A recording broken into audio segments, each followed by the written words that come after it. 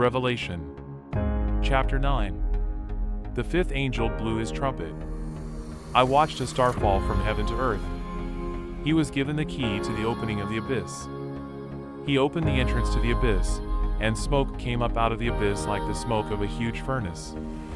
The sun and the atmosphere became dark because of the smoke from the abyss. Locusts came out of the smoke onto the earth, and they were given power like that possessed by scorpions. They were told not to harm the grass or any vegetation or any trees, only those who did not have the seal of God on their foreheads. They were not allowed to kill, but they could torture these people for 5 months. The torture was like that of a scorpion when it stings someone. During that time people will look for death, but won't find it.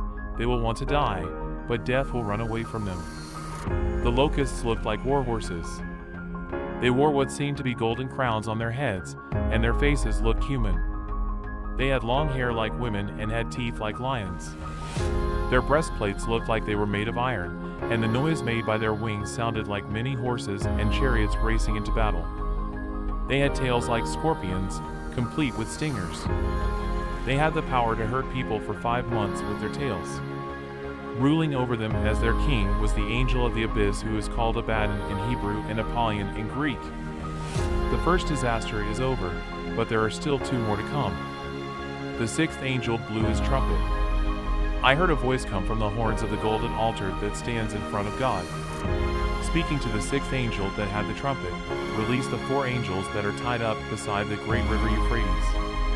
The 4 angels who had been kept ready for this particular hour, day, month, and year were released to kill 1/3 of humanity. I was told the number of the army of soldiers on horseback. It was 200 million. In my vision I saw the horses and their riders, who wore breastplates as red as fire and dark blue and yellow. The heads of the horses looked like lions, and fire and smoke and sulfur streamed out of their mouths.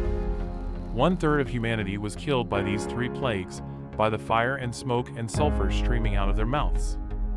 The horses' power was in their tails as well as their mouths, for their tails were like serpents' heads that they used to hurt people. But the rest of humanity who were not killed by these plagues did not repent of what they were doing. They did not stop worshiping demons and idols of gold, silver, bronze, and stone, which can't see or hear or walk. They did not repent of their murders, their witchcraft, their sexual sins, or their thefts.